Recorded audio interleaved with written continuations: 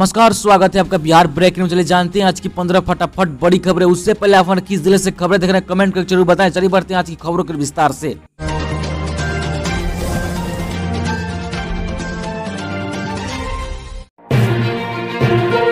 चिराग पासवान नीतीश कुमार ने बताया भाजपा के साथ जाने पर रामविलास पासवान को दिलाई याद। बिहार उपचुनाव 2022 का घमासान जारी, अब मतदान में कुछ ही दिन शेष बचे हैं। इस बीच अब सियासी दलों ने अपना प्रचार भी तेज कर दिया है। इधर भाजपा ने अब फिर एक बार लोजपा रामविलास प्रमुख चिराग पासवान को अपने साथ मिला लिया है। चिराग पासवान मोकामा और गोपालगंज उपचुनाव सीट पर बीजेपी के प्रत्याशी के पक्ष में प्रचार कर रहे हैं। छठ के बाद हवा में सुधार के आसार, कई जिलों में 200 के नीचे पहुंचा AQI। बिहार में छठ पूजा के बाद वायु गुणवत्ता की स्थिति सुधर सकती है। सोमवार दिन में आसमान साफ रहा और कई जगहों में AQI 200 के नीचे दर्ज किया गया। सोमवार को मोतिहारी बिहार में वायु प्रदूषण में सबसे बदतर स्थिति में रहा। राजधानी पटना में लगे मॉनिटरिंग केंद्रों पर बीते दिनों की अपेक्षा AQI का स्तर बेहतर रहा।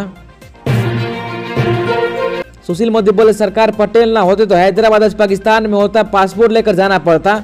पूर्व उप मुख्यमंत्री सांसद सुशील कुमार मोदी ने सरकार पटेल की जयंती पर उन्हें भावपूर्व श्रद्धांजलि दी। उन्होंने आरोप लगाया कि नीतीश कुमार को लौह पुरुष को भुलाने पर तुलसी कांग्रेस के साथ चले गए।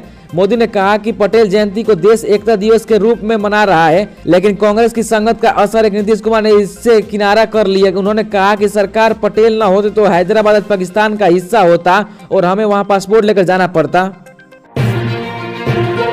नीतीश कुमार ने बाहुबली अनंत सिंह की पत्नी के लिए मांगा वोट। नीतीश कुमार मोकामा उपचुनाव के प्रचार में शामिल नहीं होंगे। उन्होंने एक वीडियो जारी करते हुए मोकामा से राजद उम्मीदवार और बाहुबली अनंत सिंह की पत्नी नीलम देवी के लिए वोट मांगा है।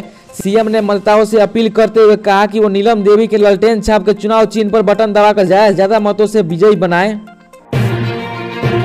गुजरात में केवल ब्रिज हादसे पर आरजेडी का तंज, कहा गैर भाजपा शासन में 140 मौत होती तो अब तक तो आ जाता तूफान।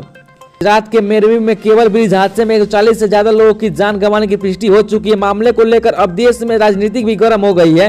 हादसे को लेकर आरजेडी ने बीजेपी पर बड़ा हमला बोला है। पार्टी ने कहा कि अगर हादसा किसी भी गैर बीजेपी शामिल प्रदेश में होता तो हंगामा मच गया होता, मगर बिकाऊ लोग मैन है। राष्ट्रीय जनता दल में अपने ऑफिशियल ट्विटर हैंडल पर लिखा कि कल्याण कीजिए, अगर 140 मौत गैर भाजपा शासन में हुई होती तो अब तक तूफान आ चुका होता। बिहार में डूबने से 22 लोगों की मौत, छठ पर्व के दौरान हुई अलग अलग हादसा। बिहार में रविवार और सोमवार को छठ पर्व के दौरान नदी और तालाब में स्नान और घाट की सफाई के दौरान डूबने से 21 लोगों की मौत हो गई। सभी मृतकों के 100 बरामद कर लिए गए हैं। इनमें 2 लोगों की मौत अर्घ देने के दौरान गहरे पानी में चले जाने से हुई।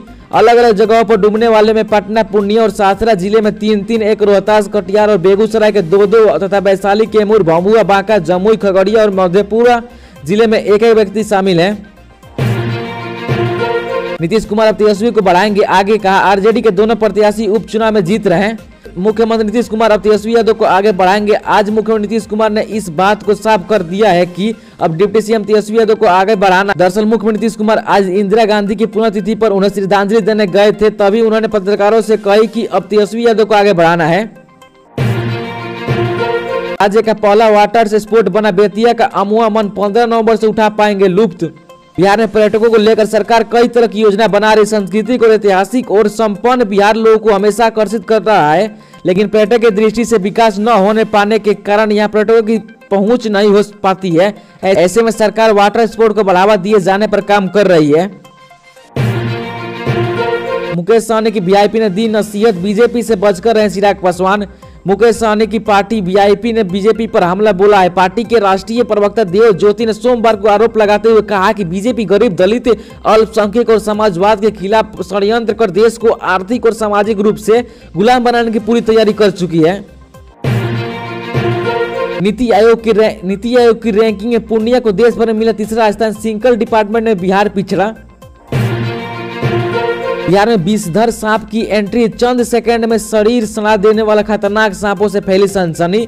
बिहार में पिछले दिनों खतरनाक सांप कई जगहों पर दिखे। अलग अलग जगहों पर विषैले सांप को देखकर लोगों में दहशत में रहे हैं। पिछले कुछ दिनों में लोगों ने बेहद जहरीले सांपों में एक रसेल वाइपर को देखा। इस सांप को दुनिया के सबसे खतरनाक सांपों में एक माना जाता है, लेकिन यह बिहार के उन जिलों में पाए जाने लगा है जहाँ लोगों ने इनकी कल्पना भी नहीं की होगी।